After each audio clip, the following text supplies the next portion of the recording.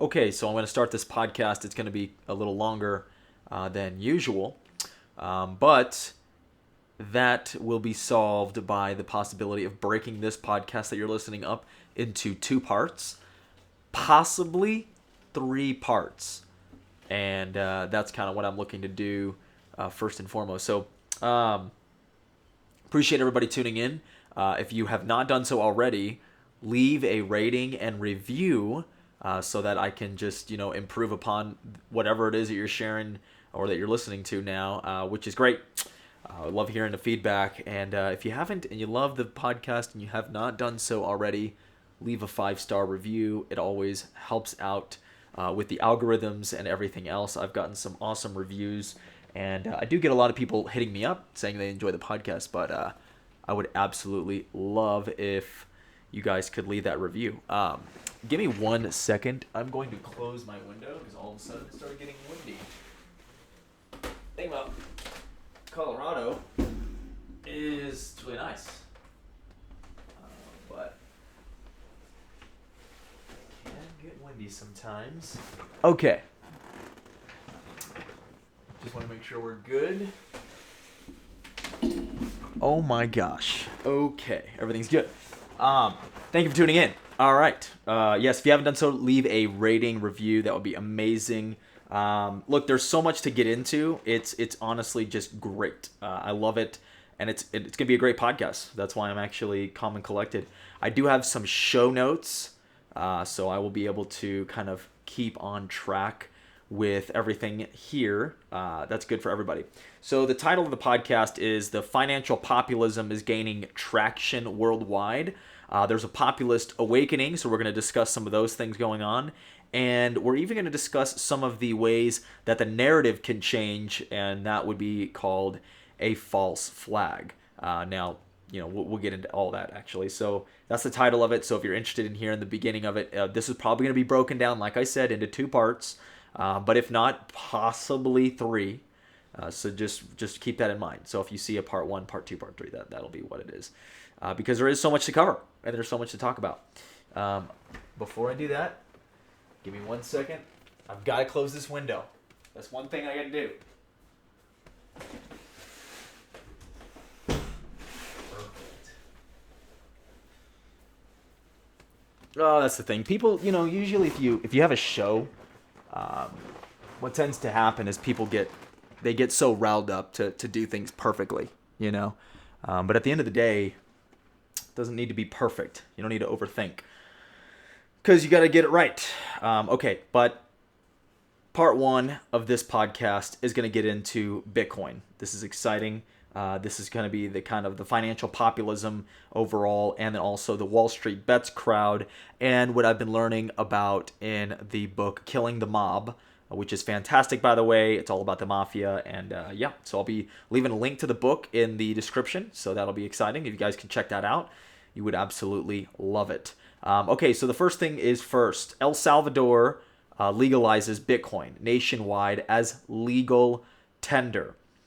Now, we knew that this was inevitable, that a third world country possibly, but also just really a country in general, would legalize Bitcoin as legal tender, meaning that it's official.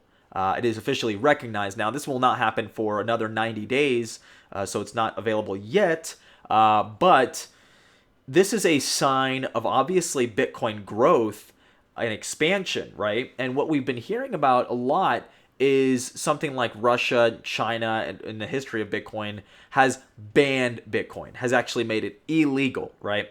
The problem with that has always been that there is no way to actually implement that law, right? There is no way to really calculate exactly who has Bitcoin and how much.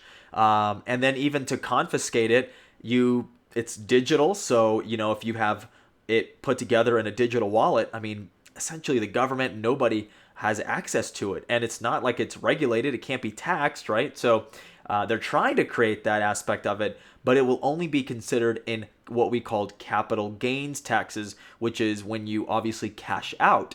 So essentially, if you buy Bitcoin and hold it, then you're good. You really can't get taxed. How can they possibly tax Bitcoin? There's no way, there's no system to do that. So I want you to understand how powerful that is just as a currency itself. Okay. And I mean, I'm talking about just Bitcoin right now. There's other cryptos out there that are great, but Bitcoin in particular is the most important. And this is really key if you're watching this and you may know a little bit about Bitcoin. Maybe you know a lot, maybe you know nothing. But if you don't know this, it's crucial. The purpose of Bitcoin is to destroy central banks. That is what Bitcoin is designed to do. All these other currencies in the running to attempt to do that are not going to do it to the extent that Bitcoin will. And some may even argue, like a Max Kaiser, that altcoins are just slowing down Bitcoin's acceleration into making central banks irrelevant. Hopefully even destroying central banks.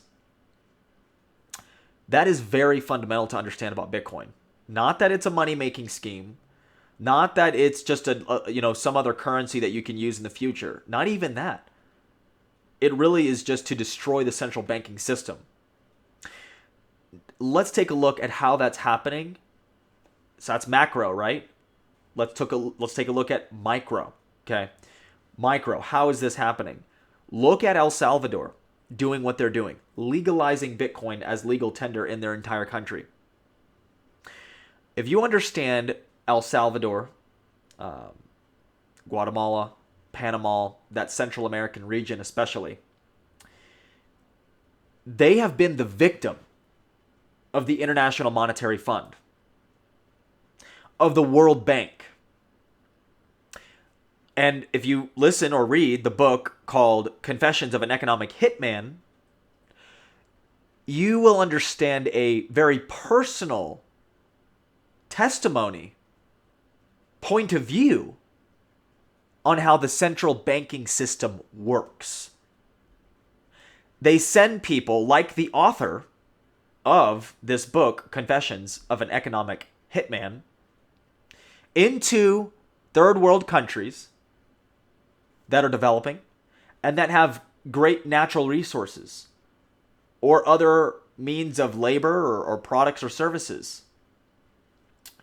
And these economists, is economic hitman, but he's called an economist in these regions, what they do is they draw up assessments of a particular nation, right? Like GDP and population growth and people moving there, immigration, opportunities, infrastructure, policy, politics. I mean, they kind of get a good gauge on the entire nation. And they write these reports and they send them to the International Monetary Fund, which is a bank, a central bank, or to the World Bank, okay? Or in many cases, even to the Federal Reserve Bank, meaning like our country, right? Because the Federal Reserve is our country's central bank, right?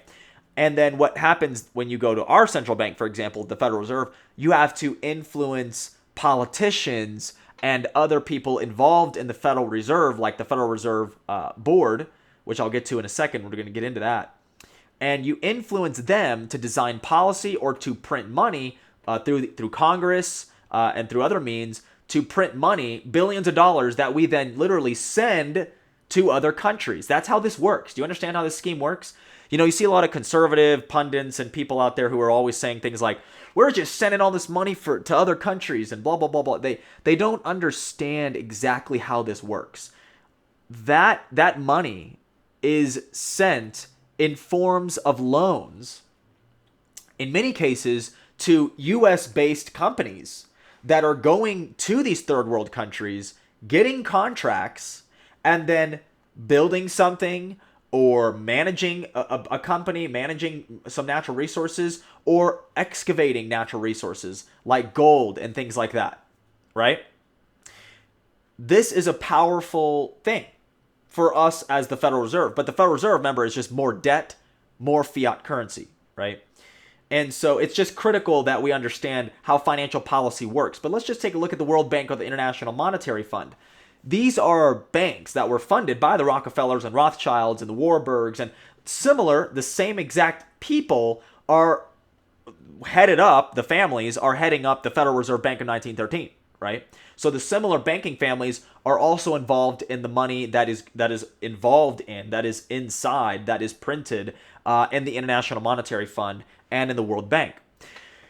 In the Confessions of an Economic Hitman, the book, he goes into detail of Panama, for example, but more on how he wrote up these very glamorous economic reports that showed potential that probably wasn't even there, so that the nation, a third world country, either directly through their government and to the IMF, would receive a loan of billions of dollars to fund projects, to build coal mines or to mine gold or to build dams and rivers that are blocking those up and creating hydroelectricity plants, things like that. That loan would be given to this country, and they were expected to pay it back to the International Monetary Fund or to the World Bank, or in our case, to the Federal Reserve, right? So how do you do that? Well, how do you gain control of somebody? Just think about this on a micro level. If you receive money from somebody else, like somebody gives you money, have you ever been in a position like that where you have to borrow money from your parents or from a friend and you got to pay them back? How does that feel when you borrow money that's not yours and that you have to pay back eventually? You owe debt, right? That's a form of debt. Now, many of us owe debt and maybe a car payment where we get a car, but it really doesn't belong to us. It belongs to the bank that loaned us the money, right? So the IMF owns major parts of these third world countries and companies that are funded to do whatever they're doing in these third world countries. So these banks are doing that. But here's the deal. The scam is very simple. If somebody were to loan you money that you had no means of paying back and they knew it, they knew your financial status, they knew you didn't have a job. Does that make sense? They knew that like your circumstances were really never going to be in a place where you would pay the money back to your friend, right? Just imagine that for a second. And that's like sharking. Oh, well, I'm going to loan you the money knowing you can't pay it back so that you have to essentially forfeit an asset of yours to pay it back. Okay? So in that case, it's kind of like somebody loans you money and they're like, hey, if you don't pay it back, hey man, I want to get a couple video games from you or give me a laptop, maybe something that's of value, an asset. Give me the laptop and we'll call it even. And this is exactly what the World Bank does, and the IMF and the Federal Reserve in some cases, but not all, but mainly the IMF and the World Bank. What they do is 2 years later, 5 years later, however you want to look at. China does this, by the way, to other countries in the Asian region. But what happens is a company like, the Bank of China, or again, IMF, these banks, they come knocking on these third world countries' doors, if you will.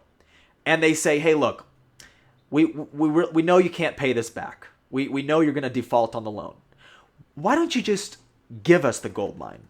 Just let us own it. We will own every part of it. And we'll be even.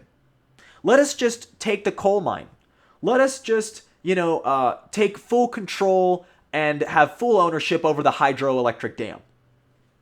If you do that, hey, we'll call it even, and we'll just say we'll, relieve you of this debt. Many politicians in that area say, okay, fine, that sounds great. Let's just give over the hydroelectric dam to the IMF and let them have it. Then they'll run it and they'll do great. And then, we won't have to worry about it. We won't get into debt. The issue with that is that over time, so many projects and so many loans are given out to all these third world countries that these central banks essentially start to own real assets, real valuable wealth, right? What's more valuable, the fiat currency or the hydroelectric dam? Well, the hydroelectric dam is better. So in essence, the bank prints the money or just types the money, right? Just creates it out of thin air. I'm not even kidding, by the way. We don't even have a gold standard anymore, right? We have no way of calculating how they're printing this money or where this money comes from or what the value is, right? The only way they do that is through inflation, which we'll talk about later. They loan this money out there. They don't want the money back. They fucking printed it in a computer. However you want to look at it, they typed it into a computer. They don't want the money back. Do you understand? Don't you get it? They don't want the money back. They want the asset that the money was used to buy. That's like the bank loaning you money for the car you're going to own, and the bank's like, no, I don't really want the money back. I want the car. And they repossess your car. Or let's say the bank comes and says, hey, I know you're paying your $300 car payment, but why don't we speed this up and renegotiate, and you pay $1,000 a month and then maybe pay it off faster. But guess what? That's the only way we're going to be able to get the money back from you. And sorry if you can't do that. And you have to be like, oh my God, I can't afford $1,000 a month. I was paying $300 or $200 a month, you know? So then the bank's like, well, that's fine. Just give us your car back. You don't need it. We'll just repossess it from you. You get it now? That's exactly what happens in third world countries. So now that you understand that, which might have taken 5 to 7 minutes or 10, who knows? You can now see how big of a deal a nation like El Salvador essentially legalizing Bitcoin is. If they use Bitcoin as a form of a bank, they will actually be wealthier in the long run because they will have a real asset, a real currency, okay, which is Bitcoin, which many people want to say it's made up, it's digital. I get that concept, but I want you to understand in the context of Bitcoin today and where it's going, it is a valuable asset, a valuable asset. So what El Salvador is doing is absolutely powerful, okay? And on top of that, okay, what you've got is fascinating, okay? Let's check this out. So El Salvador, if you don't know, they have volcanoes, okay? And they're trying to use the volcano's geothermal, which, by the way, is probably the best, most environmentally friendly, sustainable energy, is geothermal. If we can harness more geothermal and provide that access to the world, that could be powerful. It's just hard to transport geothermal, and there's a lot of semantics to that, and there's a lot of science I'm not going to get into. But the point is that El Salvador is going to use the geothermal volcanoes to actually produce and mine Bitcoin, okay? So this is a story out of the New York Post, Bitcoin, and I'll include all the articles in the description in the podcast, by the way, so you're more than welcome to check that out. It's very interesting.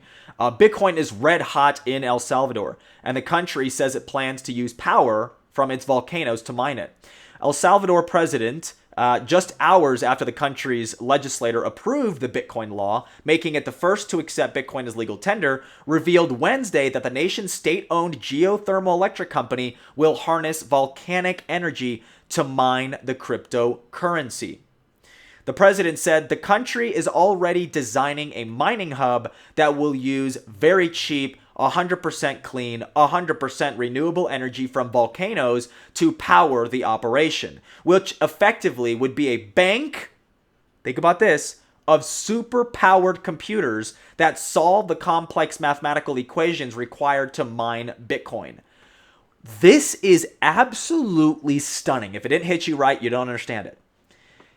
They're going to mine Bitcoin. This country is going to mine Bitcoin endlessly using 100% renewable fuel.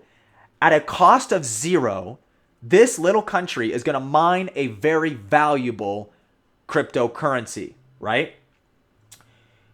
Essentially, creating a state bank of El Salvador that will be a Bitcoin bank.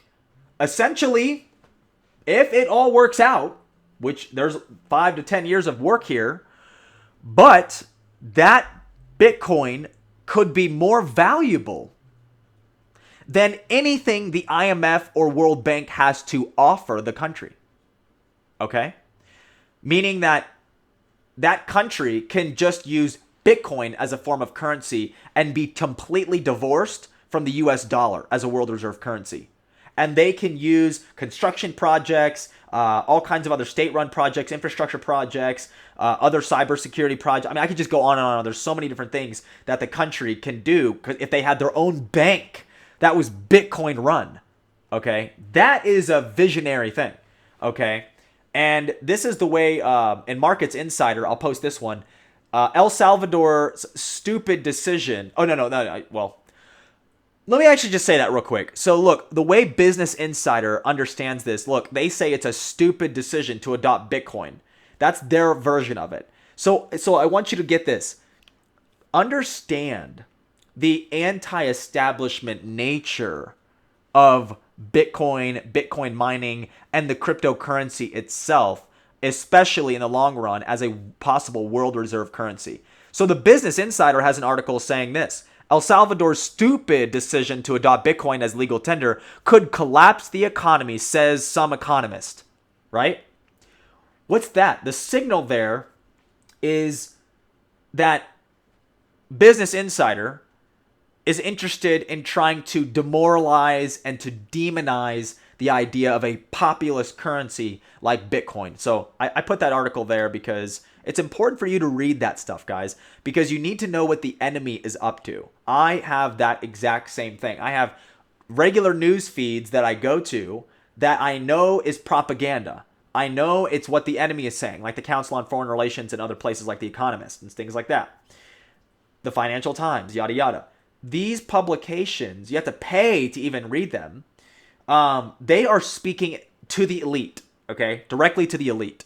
So if you want to know what's going on, just pay and subscribe to some of these magazines and these, these articles, these newspapers, basically, these digital newspapers now, and go ahead and start reading these. That's going to make you more informed because you're going to know what the elites are reading, okay? Max Kaiser, this is in CoinMarketCap. CoinMarketCap is another great cryptocurrency news outlet. Now, Max Kaiser suggests El Salvador to float Bitcoin volcano bonds to retire the IMF loans. This is exactly what I just said. They could make their own bank, okay? So, the IMF is at war right now with El Salvador, trying to be like, hey, we're going to screw you over if you continue to do this, blah, blah, blah. So it really is a war happening, a financial war, guys, which, by the way, you heard it here first. The president of El Salvador could easily, in the near future, be assassinated. Do you understand how this works now? This is how you get thrown out of an airplane over a jungle, like what happened to the Panamanian president. Okay? This is what happens in third world countries, is the IMF and other very interested partners would very easily be discussing right now hit teams to go in there and try to overthrow that government. Sometimes in some countries, you need to overthrow the entire government. So it's a little harder than a little assassination, right? And what happens with an assassination is you have to make sure you have somebody else in line that is going to be well-funded and is going to be completely puppet for the IMF. That is going to replace that president after you kill him. Sounds intense, right? That's the way the world works, people. So the El Salvador president could be killed. But here's the problem. If the nation, if the population, this is very significant, if the population of people in El Salvador are populist, and they like their president, and they like what's going on there, and they like the idea of Bitcoin as their currency there, that's more difficult than just a quick one-off assassinating a president. That is much more difficult because you have to work to demonize and demoralize that population to make sure that they don't replace that president with somebody else that's good for them, right? So what do? Well, classic. Divide and conquer. Look what's happening to our country. Let's turn the populist people against them and say it's racism or something. Find out how to divide and conquer them. Whether it's a religious dispute, whatever it is in their country that they have differences on, fuck it, could be a soccer team they have a difference on. Who knows? Whatever it is, they're going to fund massively. Do you understand how the world banks work now? They're going to fund revolutions inside of those populist countries like El Salvador. So either expect the president to be assassinated or expect a massive civil war to break out in El Salvador in the next 5 years. You heard it here first. Because the IMF is not going to take it easily. They're not going to just say, oh yeah, go ahead and let these guys do what they want to do. No, absolutely not. So, as I said, expect that in El Salvador. But if other Central American countries, which they're already looking at it, other people now in Central America and other third world countries are looking to do the same exact thing as El Salvador. Okay, let me continue reading. Bitcoin evangelist Max Kaiser has a suggestion to get rid of the IMF loans by floating Bitcoin volcano bonds backed by future Bitcoin mining revenues. This suggestion came as El Salvador president is keen on developing green energy Bitcoin mining hubs by using the geothermal energy from the nation's 22 major volcanic locations. So again, reverting back to the idea that they're using geothermal to fund the Bitcoin mining operations. So Max Kaiser, holding no words back, Max Kaiser said that Bitcoin is set to take down the central banks and the IMF is the first on its list of targets. So the International Monetary Fund, that's just loaning all this money, printing it or typing it, however you want to look at it, printing it out thin air, to all these third world countries. The IMF needs to be destroyed. That's powerful, okay? So speaking to Express UK, Kaiser also predicts that Bitcoin will rise to become the reserve currency of the world, and central banking giants like America's Federal Reserve and the Bank of England are at the risk of being dismantled. Okay? So again, this is incredible. Okay, so Max Kaiser continues. I've advised El Salvador to create new volcano bonds backed by future Bitcoin mining revenues to recapitalize their balance sheet and retire the IMF loans. I know of 2 banks in New York that are working on this now. Property prices in El Salvador are set to triple this decade as several countries in the region, Argentina, Guatemala, Paraguay, and others will announce shortly they are following El Salvador's example. That is absolutely powerful. The fact that other Central American countries are realizing that this is a way out of IMF. The mining that the free energy is going to provide, mining all that Bitcoin, is going to create so much Bitcoin wealth for this country that they're going to be able to loan it to other countries. When you become the bank, you become the most powerful entity. Because, guys, understand this. Banking and banks are not evil. The practice of banking is actually incredible. The financial incentive to grow and to expand in a country using capitalism and free markets, there needs to be financial institutions like banks to fund new and upcoming projects and to invest in the future of a growing economy, right? The problem is that when you centralize banking like the IMF, Federal Reserve, and the World Bank, they have all the power. And then they strip away the gold standard, and so they essentially have no backing whatsoever as to what their currency is really worth, right? And they go loan the money, take real assets in return, and they pay off the nothing dollars, digital, whatever you want to look at anyway. So this is extremely incredible. As I've been saying, is that Bitcoin is not an investing scheme to make a little bit of money, okay? It is not a meme. It is not something to do for fun. It is designed to destroy central banking and to empower the people, like El Salvador, for example, just that country, for example, could have a bank that is Bitcoin-based that would loan legitimate money and smart contracts, which is happening already in terms of smart contracting between individuals and entities and consumers and other investors, okay? They're able to loan money backed by Bitcoin, so it's real valuable money, and they can have a real banking system that actually empowers the nation, makes them more powerful. Because at the end of the day, Bitcoin is going to continue to rise in terms of price and how valuable it is. And as Bitcoin continues to rise, those nations and those essentially those geeks in the in the basements everywhere who are mining Bitcoin are going to become even more powerful, right? And they're going to earn even more. So again, very, very interesting to look at Bitcoin because, again, this is going to be the world reserve currency. So there's been some issues with, for example, Donald Trump, right? Trump, he doesn't like the Bitcoin thing because it threatens U.S. hegemony, okay? Meaning that it really is a threat to the U.S. dollar. And people like Trump and other politicians, you have to recognize these people are nationalists, right? So in the American nationalist group here, we would basically like to see the US dollar continue dominance and continue to be used as the world reserve currency because it helps our nation, right?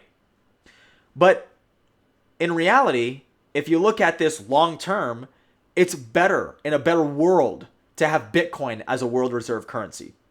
So Trump doesn't like Bitcoin because he's a true nationalist and he's looking out for the country.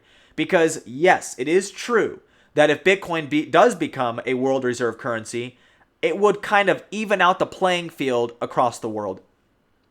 And it wouldn't allow American politicians to continue to print money and to fund ridiculous things. It would actually force our companies and our country and our politicians to exist in a market, a true free market, where you have to actually manage risks.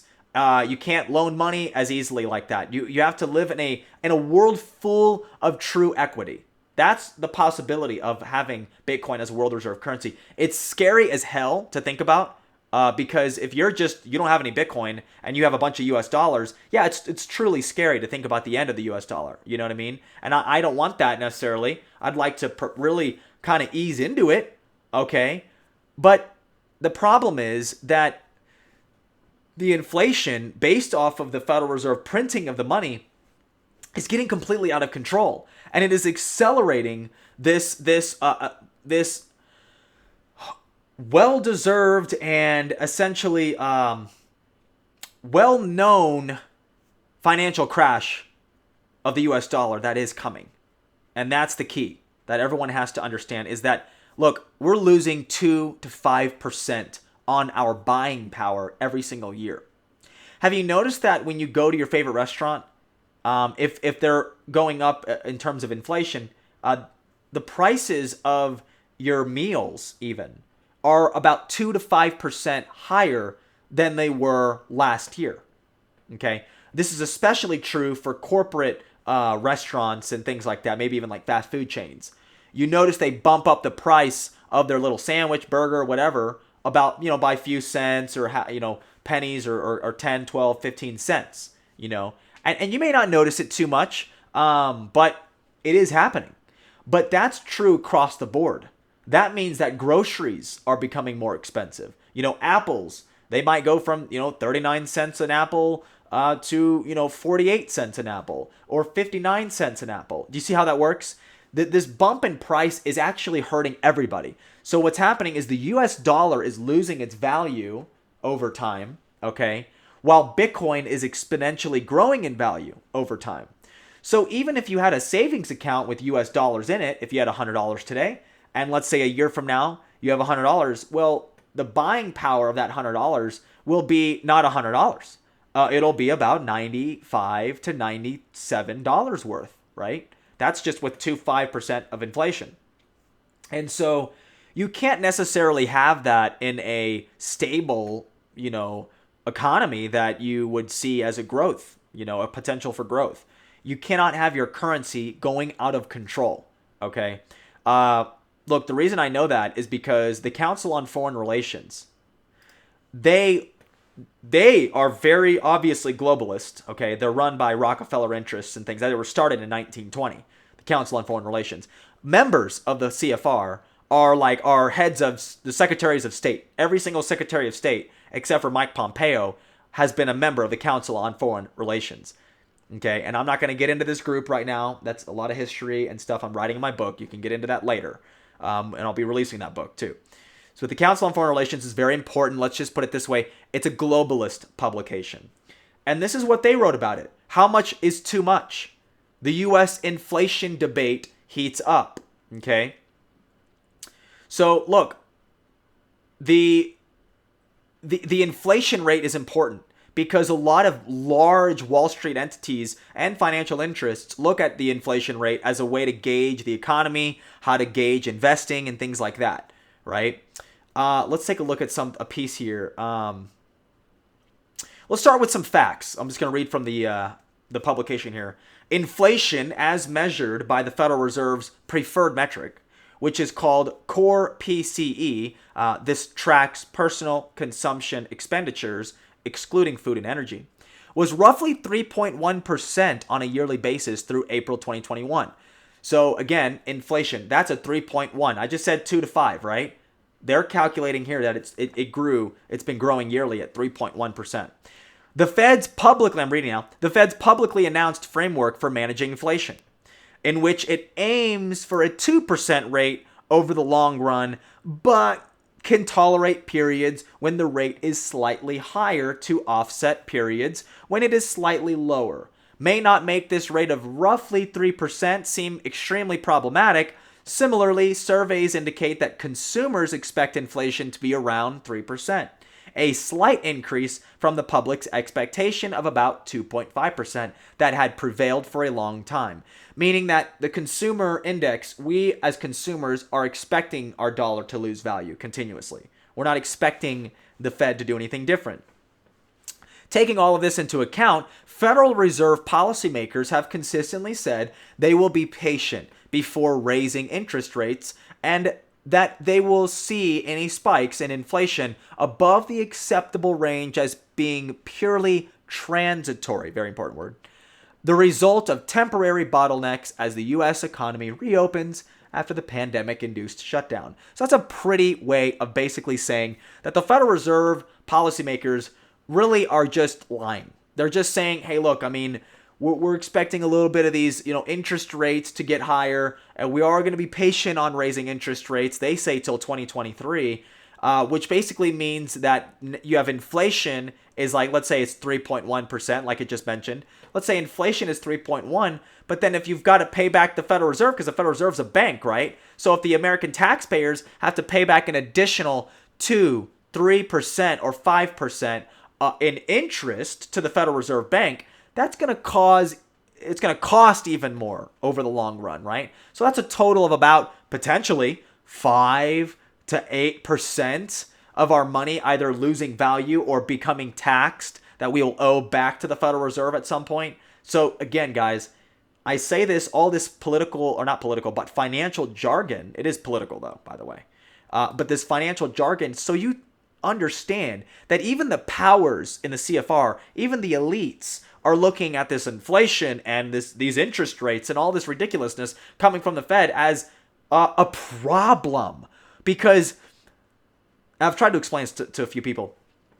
There are globalist interests involved in our government that kind of want the depopulation, World Economic Forum, United Nations agenda to be in full control. And then you have this other party of elites that live in America, that are more of the corporatocracy, control, consumer type. They still have their power and from the consumer. They have their power does come from manipulating us as consumers to continue to purchase their products and services. So they kind of need human beings to live and consume their products and services and to sort of navigate through the whims of society. So they don't want to necessarily completely depopulate us and take control, right? And they're also, by the way, because there's a free market, there's corporate interests that are still small enough, but still powerful, but small enough to where they don't want to see the monopolies that have been created all over the place in different industries. They don't want to see monopolies because some of these major companies are still competing for that top spot.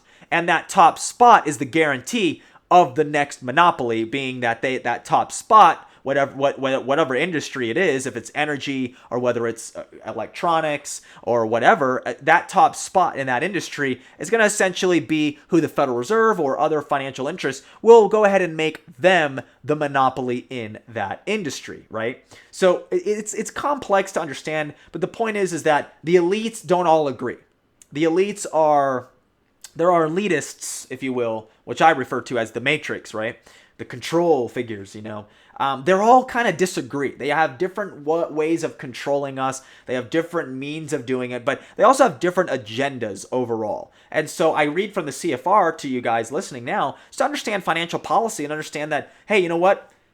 Look, the crypto thing, it's just not really working out. Or as they're saying it as that, because they're saying, look, we don't want crypto to be around. We don't want the Bitcoin thing to exist because it's gonna take hegemony away from these larger financial powers like the Federal Reserve Bank or the World Bank or the IMF. And so you've got these other elites that are basically saying like, hey man, slow down on the inflation because people are kind of running away from the US dollar, or people are going to Bitcoin, and they're rightfully so because of the worry of the value of the US dollar over the long run. So again, very, very important to understand that aspect of it. Okay, let's move on to the next thing. So look, wow. So much there to unpack, which I'm excited about. I'm reading this book about the mafia, okay? And I kind of wanted to touch on it here with you guys on the podcast, just to say that, look, the mafia, you could say that there essentially is a cartel of financial interests that do exist today, corporatocracy style mafia. But look, I want you to understand the mafia for what it was. The mafia was the size of an AT&T in terms of wealth. But it was a group of families that nobody knew about.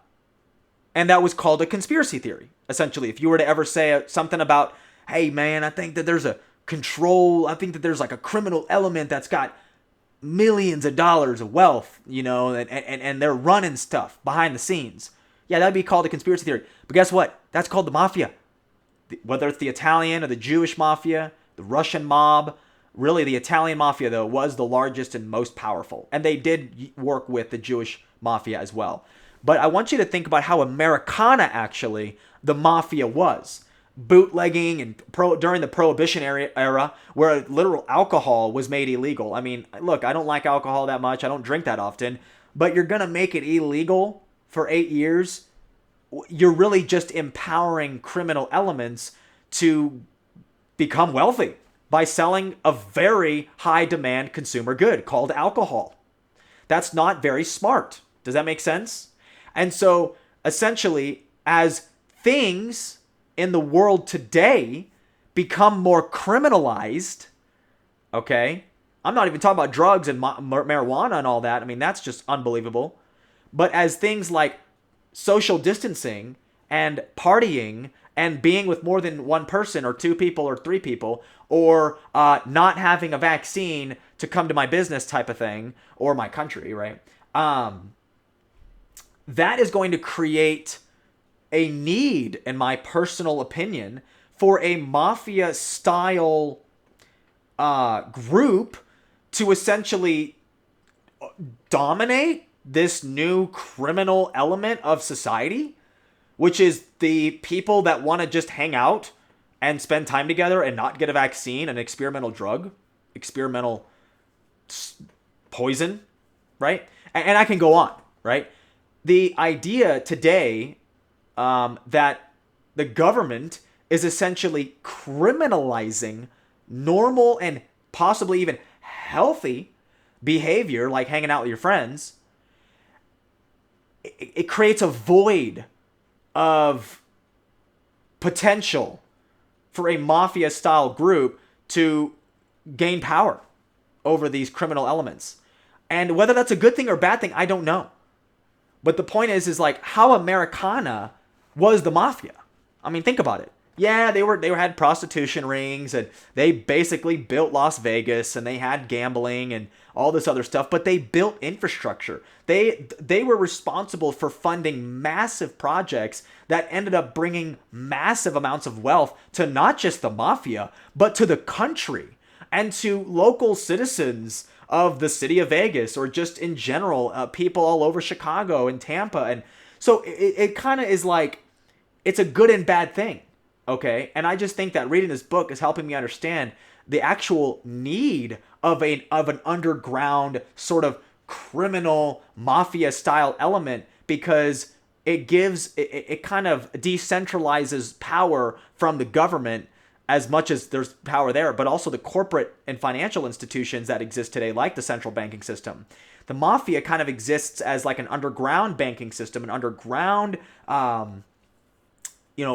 enterprise, possibly even a whole system of consumer goods that could be a possibility in the future.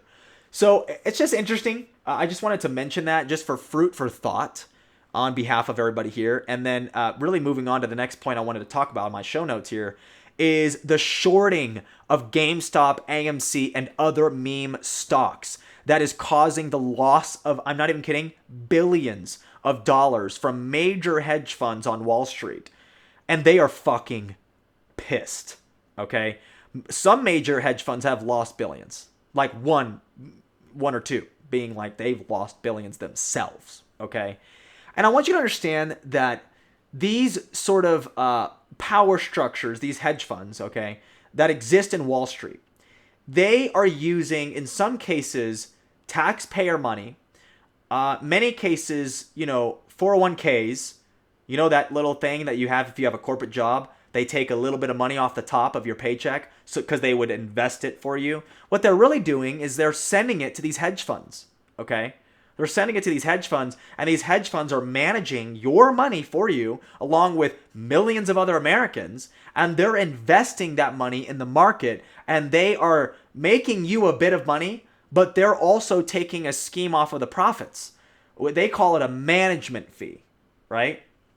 So these hedge funds, all they do is manipulate the markets. They invest in things, obviously, that are going to do good, but they're also shorting a lot of stocks, like small things that are declining in terms of their wealth and power, like AMC movie theater, right? AMC movie theater, who's going to the movie theater today? I mean, I love the movie theater. I remember it. I love it as a classic tradition, but it's dying, and no one's arguing that it's going to make a comeback. Same thing with GameStop, for whatever reason.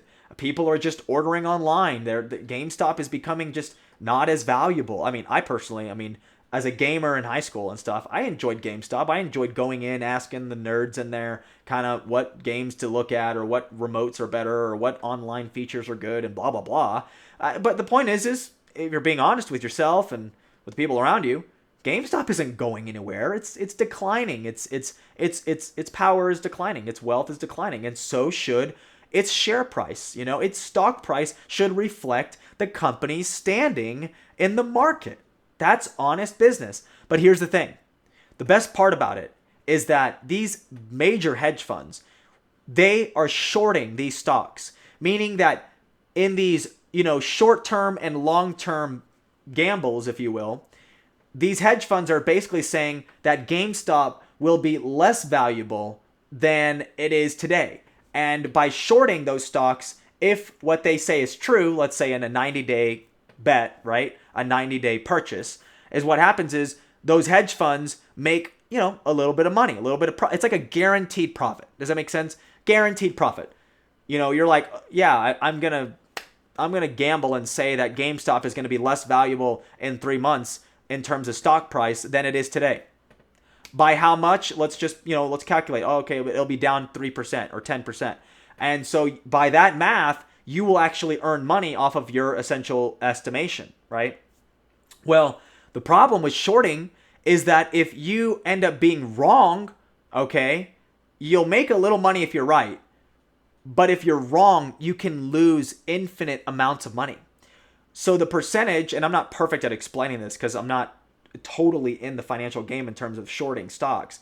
But basically, if you're going to gamble to short, if the stock goes up instead of down, whatever percentage it's going up, you will actually reflect a loss in your portfolio.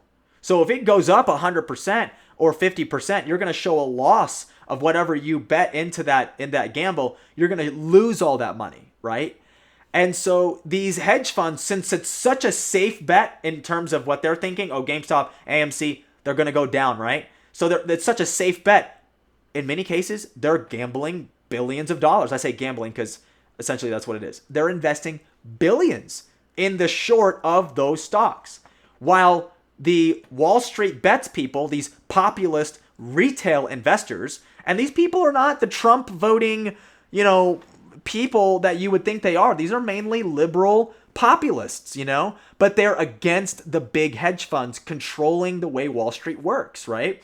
And so as a way of attacking them, if you don't understand what's happening, I'm just telling you now, is these retail investors are basically on these blogs on Reddit, these blog posts, I was going to say, but blogs, the whole entire blogs dedicated to telling people what to invest in, right?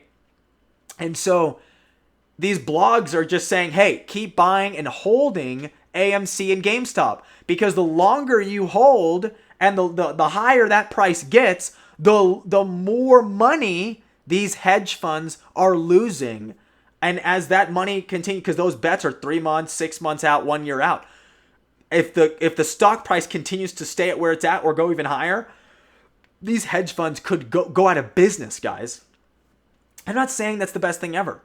But what's happening is because of this attack on the big guys in Wall Street, it's just hilarious, right? But the issue is this. These big hedge funds and these other financial institutions that have shorted these stocks and are now losing potentially millions, if not billions of dollars, okay? They are asking the Federal Reserve to come in and start regulating these retail investors. And even the DOJ, the Department of Justice, meaning the FBI, is investigating these retail investors. These people who post stuff on blogs. The FBI is investigating these people for financial crimes, essentially. Oh, well, you can't be telling a bunch of people to do this because this is a bad thing. No, it's totally fair. If they want to buy GameStop, anyone and everyone, as long as it's publicly traded, they can do so. And there's this Forbes article saying it perfectly, okay? No, that's not Forbes. It's the Wall Street Journal. Oh, no. It was Forbes. I had it right here, guys. Sorry about that. Okay, the Forbes article about this. Here's the title. Are the apes now running Wall Street? For those of you who don't know, the people who are doing the Wall Street bets, who are the blog posters that are doing the retail investing, they call themselves the apes, okay? Because they're just saying that, they're the apes, meaning like, they're the unwashed masses, right? The people that are, going, there's probably a better description that's like more official. I'm not getting it perfectly. But the reason they call themselves the apes is to identify as obviously retail investors who are just screwing over the big guy, the little guy screwing over the big guy, And in this Forbes article, it explains so much about this. It explains everything. I'm going to post it in the description so you guys can read about it. But I want you to think about this. In the AMC in particular, AMC is a big movie theater. Some of you may know it. Obviously, it's in your local town. But the AMC managers and corporate heads are having a blast with the fact that their company is valued at so much more money.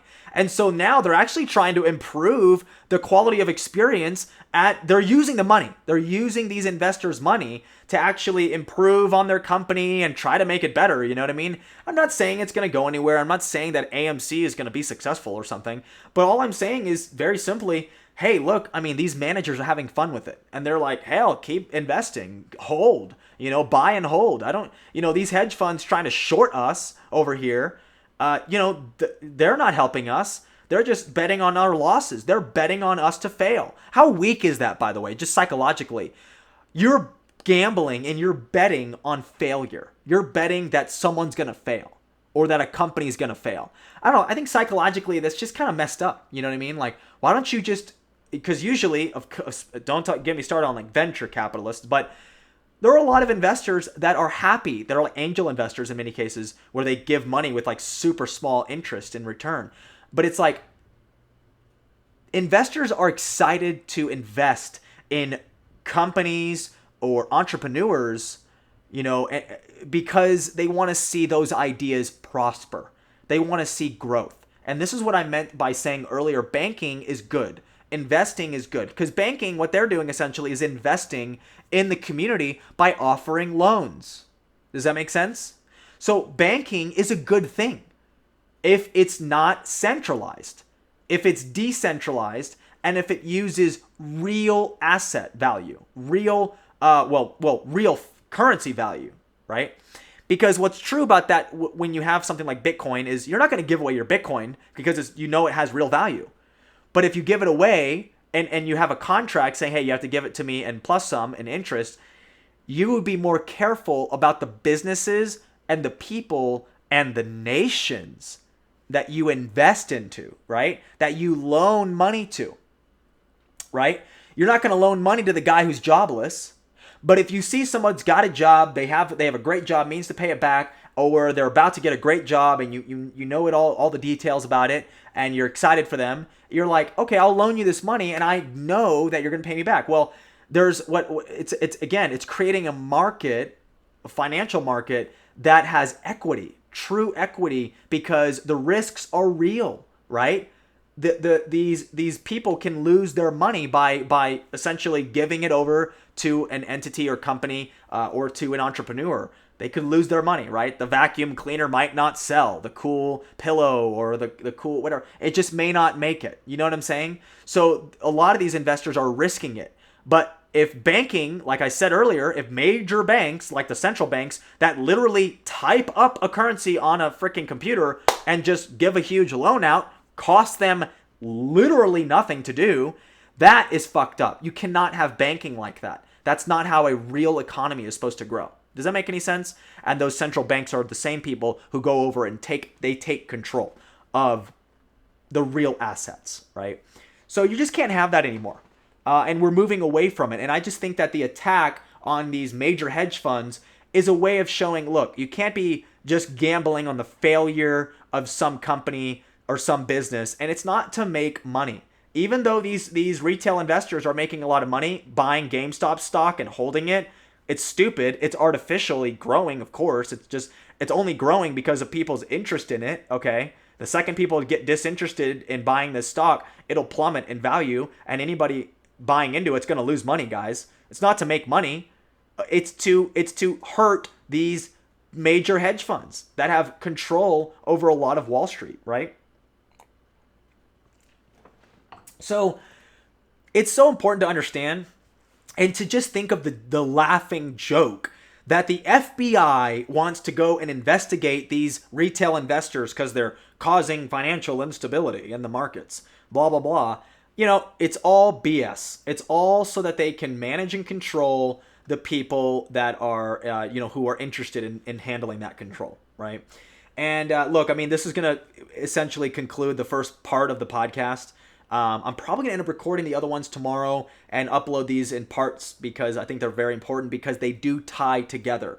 So if you're listening to this now, part 1, I'm going to go ahead and upload part 2 in the following month, in the following day or days. So be excited for that. I'm happy to give you guys that opportunity. So if you're listening to part 1, you already see part 2 and part 3. They're all going to connect, okay? Because this is where populism is making a comeback. But on part 3, I'm going to explain to people how there's going to be a fight against it by the established powers, and it's going to be a very interesting conversation. So I appreciate those of you watching and listening. If you listened this far and you enjoyed this particular podcast, this particular episode, hey, you know what? Leave a 5-star review. Let me know what you loved about it, or even message me privately. I'd love to hear from you. You can follow me on my Instagram page and my Facebook page, and we can connect there. You can always message me. You can always ask me for articles or more information. I'm happy to do that because you guys are absolutely awesome. You are you're the reason why I do this. You're the reason why I do this is because I want people to know the truth about what's going on, and I am very blessed and honored to have the ability to go over information and have discernment, which is a God thing, over what I'm reading, over what I'm seeing. So I just love it. I absolutely love it. This is something that I love and I will continue to do. So thank you for tuning in. Guys, have a great rest of your day or your evening. Peace.